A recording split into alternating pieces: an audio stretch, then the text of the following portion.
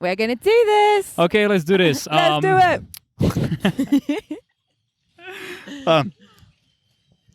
Wie geht's dir? Nicht schlecht. Nicht schlecht. Ich bin in Antigua, Guatemala. Contigo. ¿Está bien? Fair Bei enough. dir? Could be worse. I literally drank the best smoothie in my life. Made out of curcuma and whatever, but... Piña. Piña? Yeah. Doesn't matter. It doesn't interest anybody, actually. I'll hook you up with smoothies. Okay. What? I'll hook you up with smoothies. That's what I did today. Okay, guys, I don't know what to say right now because I feel quite uncomfortable right now. No, I don't. Fake laughing. No, it isn't. Yo, guys, the girl that is sitting right now next to me is Steff Hey, from what's up? England, from Liverpool, or not? Yeah, from Liverpool. Yeah, literally, like, do The you like city. Everton or Liverpool? Everton. Okay, Liverpool. All the way. Fair enough. You never walk alone, you know, Jurgen Klopp. Whoop. Don't make us fall out. No, I love football, but I live very far away from Europe at the moment, so I'm pretty out of sync with sports because I live in Peru, so Oh, no, really. all the sports start really early in the morning, or like if it's like a Thursday evening game, Friday evening game, I'm in school, so I miss it. But actually, for real, I didn't ask you that. You, as a girl, or when you grew up in general, like in England, Yeah. have you been into football at all? So I've got a football story for you that I've not Tell told you. So apparently my dad took me and my sister to go and watch Liverpool when we were younger, but I don't really remember. And then one Christmas, my dad's best friend, he was like a second dad to me. He was always around. He was awesome. My Uncle John. Shout out to Uncle John. Yeah. One Christmas he bought me and my sister membership for the Everton like kids supporters club. Yeah? And my dad went mental and he was like, "What are you doing to my daughters? They support Liverpool." And he made such a fuss of it. I was like, "No, Dad, I support Everton." Ha ha ha. And then it just kind of stuck. So actually, like that was my first like real memories of football and being into it. And then like he was my godfather. He took us along to games and like we got really into it. And like it's really nice actually because football is like one of the ways that I stay in touch with my dad and bond with him. Because we don't actually have a lot in common, but we're both super into football. And I guess But still, you're an Everton supporter and he isn't. I'm an Everton supporter. He's a Liverpool supporter. We grew up in the same house. It happens. Like football divides and unites families in Liverpool. Like everybody has a team pretty much. Even my mum. My mum doesn't care about football at all. But if anyone asked her, she supports Liverpool. Like she doesn't watch the games when they're on TV. Like she will only find out what happened from my dad, whether he's happy or he's sad from whatever he's watched. But yeah, like it's huge in my city. I mean, in England, we've got rugby, we've got cricket, but I'm from a football town. So that's it. I mean, of course, I love talking about football. I could talk about it 24/7. But since you mentioned cricket, like, have you ever played cricket? I've played it, but watching it is just boring. Is cricket cool in England? Like, what kind of standing does cricket have? Cricket's pretty lame. It's lame. Yeah. So douchebags play cricket. Well, douchebags play cricket. I don't know. Like, I guess there might be some cool people who play cricket, of course there are. But the coolest people, I think, play football and rugby. Like cricket, essentially for British people, especially Northern British people, is just an excuse to get really drunk all day because they have like all day tests, right? So people go along, they like buy, and also in England you can't buy beer while you're watching football. You can only buy it like before. Yeah. And at half time, whereas at cricket you can buy it all the time, so you don't even have to watch the game. You can just go along and get ridiculously drunk. And yeah, as far as I'm aware, that's my only understanding of cricket. They do lots of running, hit some balls, everyone gets drunk. I guess I gotta for real. No, I want to get. Yeah, I have to inform myself a little bit more about cricket because that's it. Whatever. Nah, let's just switch the topic. That's something different. Steff. Yeah. Is a teacher, and since education is a big part of my life for the last couple of months, or I've been just thinking about it like more intensely, I am really curious about you in general. How do you act as a teacher? Would you describe yourself as a normal teacher, or are you a little bit different? I think I'm pretty different from most of the teachers that I've had. Like, because, or how? How do you mean? Well, I've found it like in every school that I've worked in, I am very different to everyone that I work with in terms of like, I don't necessarily aspire to grow up, have 2.4 children, live in the same city for the rest of my life and, you know, get married, have a house, blah, blah, blah. Not that there's anything wrong with that. It's just not necessarily my personal aspiration. Mm-hmm. Like I've traveled more than almost all of the teachers that I've met and that I've worked with closely. And I think because of that, it's given me kind of a wider viewpoint on life, and it always comes in handy whenever you're teaching a topic, like, you know, you've learned something in Germany, in China, or something reminds you of a person you met in Malaysia, and you can bring those stories in and kind of help to bring the topics to life for kids. I mean, if you just give a kid a textbook and say, okay, work through this page, you know, you don't really need to be there, do you? The kid doesn't need you. Yeah. Whereas doing whatever you can to make things exciting for them and, you know, to tempt them into learning and to get them excited about the topics. That's what it's all about as far as I'm concerned. And I have some weird ways of doing it. Like I use a lot of videos. I was telling you, I think the other day that with one of my classes at the moment, there was a poem that we were reading and it was about farming, and they didn't understand the metaphor of turning over the soil.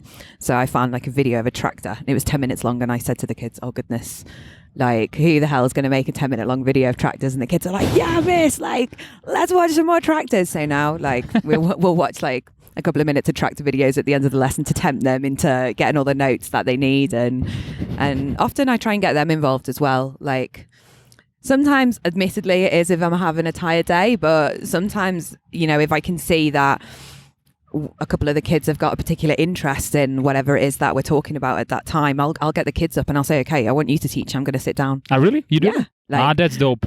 Like with one particular kid this year, he is very averse to learning, but I think he's going to be a car salesman one day because he loves to chat and he will get anyone to chat to him to change the topic.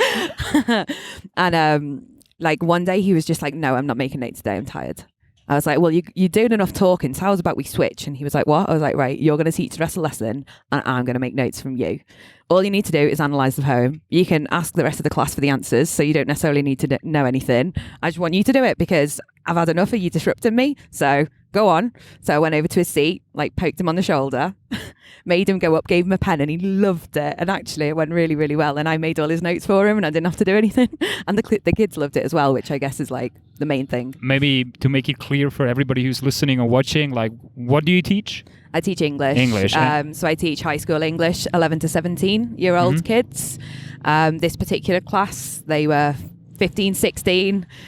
Bit of a troublesome class in the fact that not all of them were very interested in it, but obviously they still have to study it. So I sometimes invent weird ways like that to try and get them involved. In that case, when he taught the class or when he was like overtaking your position, what did he talk about? Like, was it just, or what did you look for? Like, just him? Did you want him just to talk about, doesn't matter what, or what? So no, it was a particular subject. So we were studying a text, I think, and I was getting him to look for literary devices like metaphors, similes, etc., stuff that we'd done before. And I knew that there were kids strong enough in the class to be able to give him answers because he wasn't particularly strong, as he just couldn't be asked, frankly. But yeah, no, it worked really well. He loved it. Like, he got some notes because I did them for him. And yeah, I think especially with working in Peru, the kids are not used to interactive learning, so it can be quite a challenge to kind of get classes on your side. I definitely noticed in the first semester that I worked there that when I was asking the kids to like stand up and do stuff and write on the board, they were a little bit like, what? Why do you want us to move? Why are we not just making notes? Okay. So it's kind of a new style of teaching for them. There are some other teachers in the school that work in that way, but I think from what I can gather, the traditional Peruvian way of teaching is sit down, read the book, answer the question. That's it. The kids never move. They don't have a lot of like in-depth discussion about things. Basically the shittiest thing that you can do as a teacher. Or not? I don't think I could say that about my colleagues. Okay. But actually, you know, like the thing is with teaching, the reason why I find it so rewarding is every day is completely different. Like, you can have the same class in front of you. You could have known them for 8-9 months, and you can have a completely weird class with them, and you sit there at the end and you think, like, what did I do? Like, I really didn't get through everything that I needed to get through today. And you think about the behavior of the kids, like, how could I have reacted differently? Like, how could I have presented the topic differently? And that's what makes my job amazing, because I am learning every single day about how to be better and essentially how to get the kids to where they need to be, because that's the only thing that really matters. It doesn't matter if I've had like the worst lesson ever and I'm feeling awful at the end if they've got everything that they needed from it. Like, that's the thing that I take home at the end of the day. If I know that my kids have learned what they needed to learn, then that's all I care about. Doesn't matter if I go home tired. Nice. Fuck. Woo! For everybody who's just watching, following, exactly like this. Hi, Doc. Nice. No, for real. That's how we should view a job, I guess, right? It basically is your thing. Well, my job is to support their kids through their learning. It's not to pull them through it. It's to guide them and show them the way and hope that they follow it and then give them a nudge when they need it. I like this metaphor regarding school in general, or a class. A class is like, whatever, a room full of animals, of different animals, like whales, birds, monkeys, jaguars, mice, and so on, you know. And then they have the class. Then they have the class swimming, flying, running, climbing. Basically, of course. Oh, you can't make a fish climb a tree. What? You can't make a fish climb a tree. Why? Because it's a fish, can't climb trees. Okay, cool. So Tell you me can't. more. So it's difficult. Exactly. It's an educational metaphor. Like not everyone is going to be good at everything, everyone is good at different things. Thereby, if you try and get a fish to climb a tree, you're going to be struggling. Whereas if you get a fish to swim 100 meters, then that's what it's good at. Of course, but how do you treat the kids that are obviously shit in English? They don't have a developed scaffolding. Yeah? So, for example, I'll have a class of 20 kids. I'll have some really bright kids, and I'll use differentiated questioning based on their abilities, based on their knowledge, based on who they are as a person. Like, some kids can be really bright but hate talking in class, and some kids can be really stupid but want to take up all your time. So you really have to manage each kid as a complete individual. In particular, with students who have literacy issues, often I'll make little worksheets for them in advance, and it might have a couple of sentence starters on, like the start of a sentence that I want them to finish. It might have keywords on with definitions. I might get those kids to sit there with a dictionary and translate the word into Spanish and then tell the class, so it looks like they're teaching everyone when really I'm just doing it so they know. Wow. Like, some kids are better verbally, and some kids are better with written stuff. So the kids who love to talk, I'll get them to read stuff out. And the kids who don't like to talk so much, I might get them to answer like particularly basic questions and kind of work my way up, like open and close questioning. So, do you understand this? Yes, no is never going to work, because everyone's going to say yes, even when they mean no. This is what I say when people talk to me in Spanish. I'm like, yes, of course I understand. Sure, always. Yeah. So yeah, you treat every kid as an individual, and I've got one kid in particular actually who he's got ADD, like attention deficit disorder, and he really, really, really struggles to focus. And I've spent the whole year trying to get him to be able to focus a little bit more. And at the start, I was making him worksheets, and he just wasn't reading them. And I was sitting him in different places around the class, and wherever I sat, it didn't really make a difference. So I just kept him right in front of me. And my latest tactic, well, I've got two tactics. One, I've worked with the school's psychologist to come up with a kind of performer for him to fill in. He's got 3 targets for every class. 1, I've brought everything to class. 2, I've stayed focused. 3, I've completed all my work, and he has to tick yes or no. And then I speak to him at the end, and I make some comments like, you did really great today, you focused on everything and completed your work, well done, or I don't believe you were as focused as you could have been. What can you do next lesson to change that? And it was working at first, but now it's not working, so I need to do something else. My second step was to make a little mark on the board every time I had to say his name. So every time I say his name, I'm like, mark on the board. And if I'm saying his name, it's because he's not focusing. So he's got a little visual reminder of how many times I've had to prompt him, in the hope that if he sees how many times I'm prompting him, he's like, hey, wait, I should really be doing more of this myself, because I want to move the onus from me supporting him to him supporting himself. So I think my next tactic when I go back next year, if he's in my class, I think he might be, is to give him a little band to put on his wrist so he can play with it. And then every time he twangs it, he's going to think, oh, wait, I need to do my work. I love the fact that you didn't figure out completely what to do, but you're really, really passionate about making progress in that. Well, towards that way. It worries me what will happen to him, because I know for a fact it's not just in my lessons. I've not seen him in other lessons, but from his behaviour and the way that he presents himself in class, he just lives in another world. And if he doesn't get good qualifications, what's he going to do? So I need to do everything I possibly can to get this kid on board and to get him interested as well, because he's clearly not having a great time. He's just sitting there like, oh, English, this is boring. So I've got to do everything I can to make his day better. So I'll keep researching and I'll keep on going. It's kind of difficult though, because in Peru they don't have the same sort of sense of special educational needs that we have in Europe. It's more of a stigma that's attached to it. So a lot of parents don't want that stigma attached to their child. Oh no, he's not got ADD. No, he's not autistic. Even though they are, which makes it even more difficult, because you have to put things into place within the school. Actually, which I've not told you about, this is another thing that I'm doing. Go ahead. In one of my old jobs, I was responsible for underprivileged kids at school. And there's a grant that is given by the British government for kids who come from like single parent families, low income families, etc. And I was responsible for the kids, and there was 49.5% of a school of 1,200 kids underprivileged. So it was in a really tough area.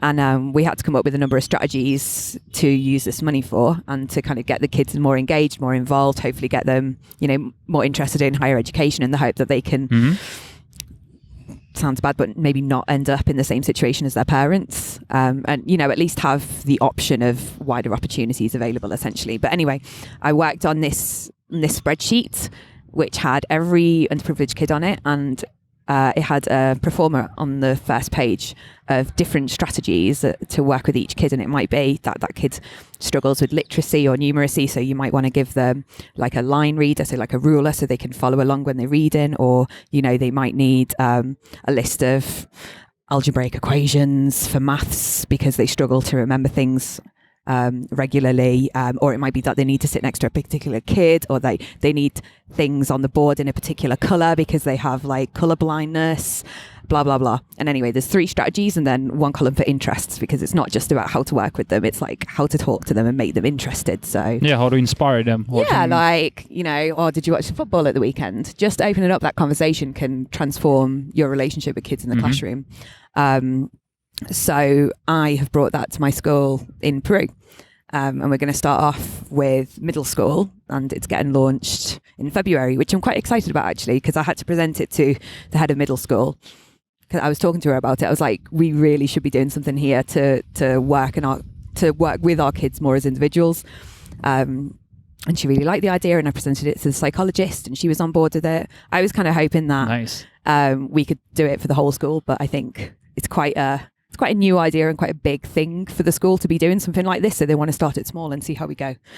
But yeah, I'm quite excited. I'm hopeful that like the other teachers are going to get inspiration from each other, collective mind, hive mind, sharing ideas of how to work with these kids. And hopefully the kids will, have a better time in the classroom and, find better ways to work. And if they find better ways to work and they have a nicer day, well, it doesn't really matter if the results are bad at the end of the day, as long as the kid's having a nice time, does it? Got to do what you can for them. Wow, I'm impressed right now, for real. Like, or something that interests me as well is this reward punishment system, or the grades in general. Yeah. What's your general view on that? Grading is a lot more standardized in the UK than it is in some other countries.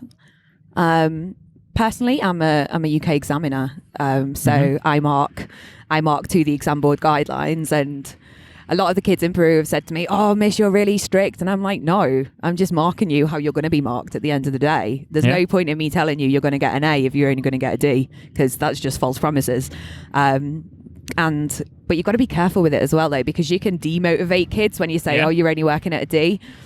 It's just another reason why all kids need to be worked with as individuals, you know, like what makes them tick, how can you motivate them, what are they interested in, how are you going to get them to work.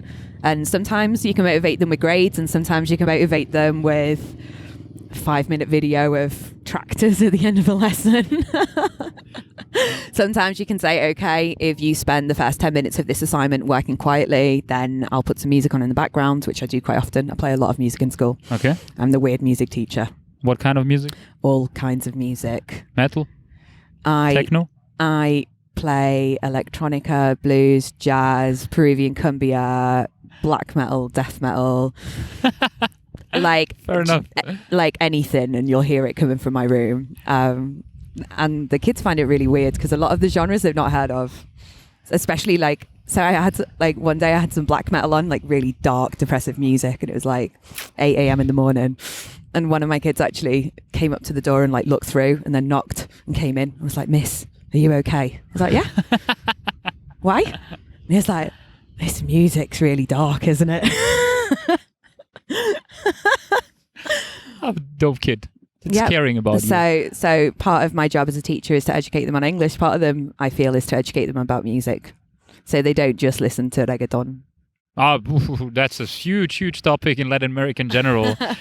It's not sexistic, reggaeton. Like, no, the lyrics, no, not at all. But to come back to this reward punishment system, that's what I've been like investigating the last couple of weeks as well. And there are some German guys who are like pushing the education system towards a better direction. And their suggestion, for example, was like years ago and still is like to create a portfolio system so that a kid is gathering feedback by different teachers. Yeah. Like, so individualized feedback. But that it's a little bit it's not that easy to realize because of lack of resources. How should one teacher write a lot of valuable feedbacks for, 30 kids, and then not just one feedback? Like, it is very, 2, 3, very 5, challenging. 6. Yeah, and then as a teacher.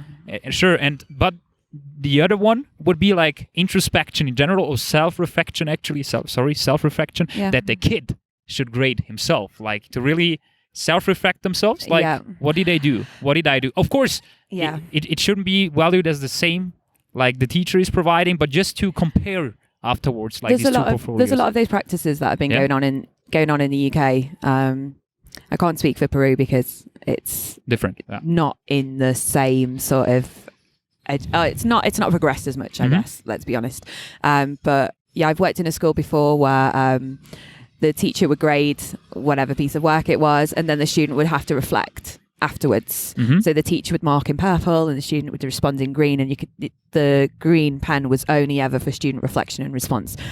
And it's a great theory, but the problem with education and the reason why it goes in circles is because everything is just a theory and not one. You can't have one thing that works for everybody. Yeah, exactly. So like what I found in that particular school was that the kid would say, oh yeah, I need to improve my spelling.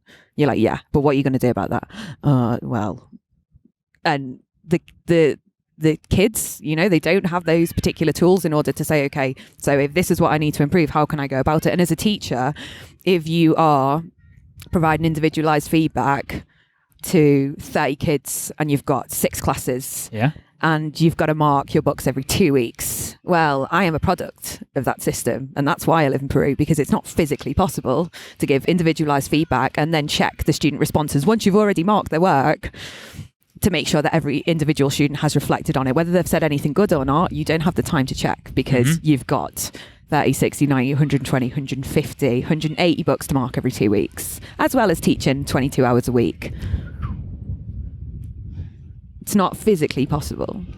So you actually need more partners. You need more teachers who are better paid, who work or who teach less hours in the classroom, so they're able to give better individualized feedback to kids so they can improve. But unfortunately in Europe, well, in England especially, the government are continually cutting funding to education, so much so that schools have got leaky roofs, they've got bad plumbing, they've got teachers leaving in droves, and there's like a third of newly qualified teachers in the UK that leave within 5 years. And well, yeah, I'm one of them. Bye. In general, like what I liked about the thing that kids would typically respond like, yeah, I have to improve this. That's a phenomenon in general, or it's totally human nature. What I really, really realized, and it doesn't matter where I've been, I've been following it as well. It's like say, think, feel, do. At first, actually, it's the perfect metaphor. Not the perfect, but for me, I always refer to my Serbian culture. Yeah. The typical thing that they always say is like, "Ma nek je živ I zdrav." Like the main thing is that he's alive and then he's healthy. You know. Yeah. That's the most typical thing that everybody's saying after every conversation. Yeah. But is everybody alive? And okay, maybe there are a lot of people alive, but is everybody healthy? Fuck that. No. Like they're always like saying Very it like as if of course, but nobody's like actually healthy, or the minority is healthy. So they're like saying that, and then you have to think about it more, you know. And I'm really getting aware of it. I'm trying to make them aware of it as well. Like think about it, what you're actually saying. Like, yeah, it's good to be healthy and alive, but you're not behaving as a healthy person. You should How able are you to be that person? How do you mean? Like, how able is everyone to be healthy at the same time? It's not possible, right? I don't know, man. Do you think everyone could be healthy right now? To quote Bruce Lee, health is the appropriate balance of the coordination of all of what we are. Mm-hmm. Of course, it's not easy. Man, that's the hardest thing ever. Yeah. But you can at least try to be more healthy. That's the problem. That's another thing. Like, but not everyone wants to try. Of course, like this is humanity, right? That's humanity. Everybody no, but that's like in typical like the Serbian culture, because it's like so Serbian. You're like, the main thing is to be alive and healthy, but then the majority is not acting healthy. Yeah. So like they're saying things. Sometimes they're thinking about it and doing some things, but to internalize that thing that you said is like, wow. It's like to internalize it to make you do all the time. It's like almost impossible. I don't know. Like, yeah, I think these sort of thoughts, like these sort of thoughts come in your like 20s and in your 30s, and when you're 14, you're like, I don't give a shit about this feedback. Like I've got my grade B. Like I've literally no interest in rereading it, doing anything with it.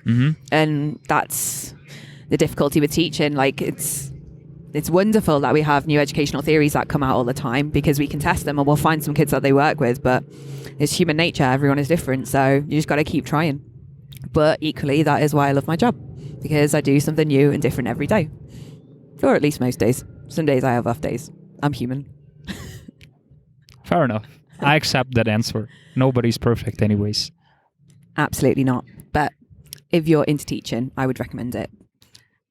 I am, to be honest. I told you already. I could really see myself being a teacher, or a guy who is, like you said, like who is guiding them through the learning process. I love that. Yeah. That quote, actually. That's what I didn't. That's the word I didn't tell you before. Actually, you know, I told you about the kid who was standing at the front and he was teaching, and I was sitting down. No, I don't remember. Yeah. Okay. Yeah. There's an educational theory that came out of two German guys, I believe. It's called Lernen durch Lehren. Yeah. And it involves giving out the subjects or the topics for the bimester to the kids, breaking them up into groups. They've got to go away, do a presentation, and they teach the class for the bimester or for the semester or whatever. And the teacher grades them on their delivery and their research, but also often it can work really well because the kids will get really involved in it. They'll do all the research, they'll present, and you are watching them, and they learn better because they're doing it. And the other kids learn better because they're watching their friends do it. The only problem with it sometimes is when you get kids who aren't really very good at doing it, don't put a lot of work in, and then you still have to reteach it. But it is an educational theory, getting the kids to teach lessons for you. Nice. Making progress anyways. Yeah. Fuck.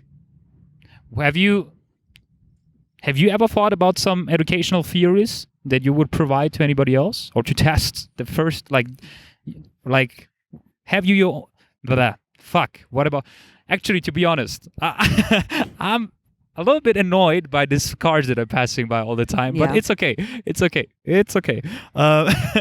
Have you ever thought about it to, I don't know, write a paper, like a professional one, about educational theories to provide it like for the great mass? Well, I would love to do a PhD in education. My only issue with that is the majority of ones from reputable universities require you to be in one place for 7 years. For 7 years, Yeah, okay. because it takes 7 years, and you do it alongside working full time as a teacher, which I wouldn't have an issue with. But the only issue I have is staying in one place for 7 years.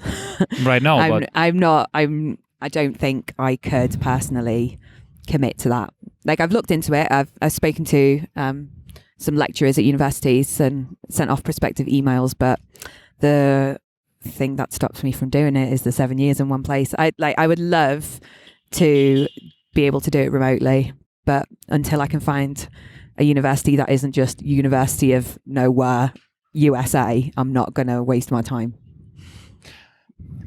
you've been spending half a year in China, right? Or more? A year. A year, right? Yeah.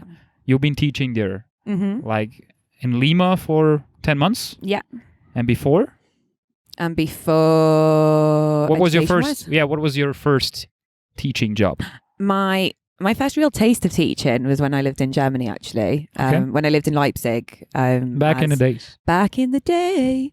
As an Erasmus student, going out, partying, trying to learn German. Yeah, it went pretty well. I loved it there. But I had a tandem buddy called Richard. And I spent a lot of time like working with him and helping to correct his grammar. And that was a thing that made me think, hey, wait, like I really enjoyed this. Maybe I could be a teacher. So I went, after my Erasmus year, I went back to the UK, finished my degree, and I did my first teacher qualification, CELTA. I sent you a link for it. It's a certificate in English language teaching to adults. And after that, I was starting my master's degree in London at King's College, doing 18th century studies. And I got a job part-time as an English teacher in a local college teaching Bengali students. And I decided that I was bored and I wanted to make the college bigger. So I went and spoke to the boss, and I was like, come on, if you want to make some more money, let's make this bigger. So I recruited 2 other teachers, made myself head of English, got some more students in, and I enjoyed it. But it was really low paid. As is kind of more ad hoc English language teaching work in London. Hello, dog. So I unfortunately had to quit, and I became a recruitment consultant, recruiting teachers in education. And Still in England? Yeah, in London, and it was one of the most soul-destroying jobs ever. Why? Because I was sitting at a desk for 10 hours a day. Oh, nice. Speaking to people who did not want to speak to me, or to people who I didn't want to speak to.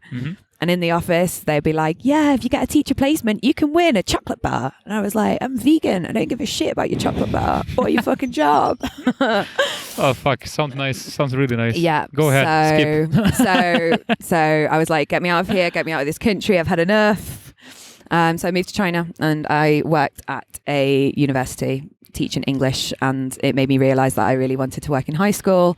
So I applied for some placements online, and none of them would interview me over Skype. So I had to fly back to the UK and lie to my work about where I was going, and was offered a job in Leeds and then one near Birmingham. And I took the one in Leeds, and it was pretty sweet actually, because I had graduated 3 years before from my bachelor's degree.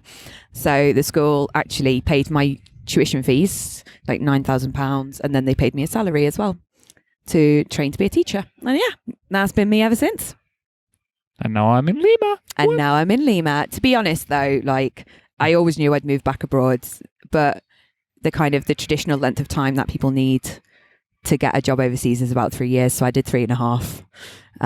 And now I can work pretty much anywhere. That'll give me a job. That was so dope actually yesterday when we playing pool billiards. Look how many job offers I have. Oh, in Myanmar would be dope actually. Oh, Abu Dhabi. I don't know. Like Fair enough. Well, life to me is about learning and exploring and experiencing new cultures, and I couldn't think of anything worse than living in one place for the rest of my life. I mean, maybe that idea will change. I don't know. I'm pretty settled in Lima right now. It's a pretty sweet city, but I like having the option to go anywhere and try anything. I'm really so fucking curious where you're gonna live in 2 years. Well, you're going to come and visit me, so I guess in Lima, right? yeah. Well, it could be Lima. It could be other ideas I've had are Kenya, South Africa, Tanzania, Malaysia,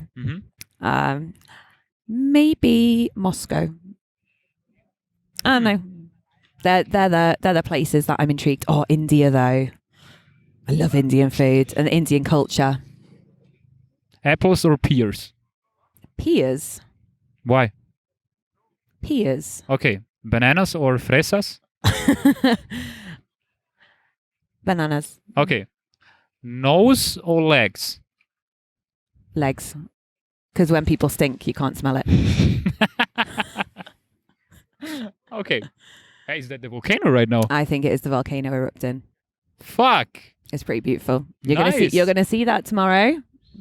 I've seen that already. That's why I've sat down all day. I'm gonna spend my whole day with Korean guys watching a volcano erupting in Guatemala. Noodles or rice? Of course, rice. I'm a rice guy. Yeah. You? Pancakes or waffles? Waffles. I really waffle. Yeah, waffles. Yeah. Go ahead. Ask. I like these questions actually. Yeah. Spaghetti or risotto? Because that's not quite rice or noodles. If spaghetti carbonara, spaghetti. If not, risotto. Oh, okay. Okay. Hip hop or jazz? Hip hop. Straight away. Yeah, sure. Death metal or black metal? Death metal. I don't know the difference, to be honest, but it's okay. It's to do with the atmosphere. Yeah. How do we fuck? Tie, right? Yeah, tie. Or what is this other thing? Bow tie. This small thing? Yeah, little tie. Bow tie. Okay, little tie or bow tie? No, like tie or bow tie. Yeah, tie or bow tie, blah, blah, blah. Tie. Bow ties are outdated. Okay. Not. Piercing or tattoo? Oh, I don't know. I've got both. Okay. Piercing or tattoo for you? I don't know actually. Yeah. No, fuck. You've not got either, right? My head is right now stucking. I really want to say something stupid, but I'm really not capable of thinking about something stupid right now. Yeah. I don't know why. Fuck. It's because you're thinking about smoothies again. I guess so. I have some problems for getting food for all. Let's quit this. We need to get you fed or you're going to be grumpy. I guess I got to be grumpy. I like cashews. If you ask me anything like or cashews, I'm always going to say cashews. Cashews are like my favorite. Cashews nut. is life. Brazil nuts, though. They're pretty up What there. are Brazil nuts? Brazil nuts. Those big ones. They're like that big. The nuts. I don't know what Brazil nuts are. The nuts.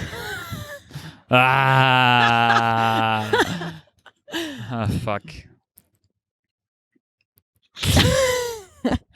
Ladies and gentlemen, that was the super serious podcast. From two not that serious people today. That's it. You got me talking about my job though. Yeah, actually, and I didn't intend to do that actually, but it just came out of you. Well, work hard, play hard. That's my theory. I work very hard. I'm very passionate about my job. I'm also very passionate about traveling and having fun. David Guetta or Stefan Raab? Don't care. Saxophone or flute? Flute.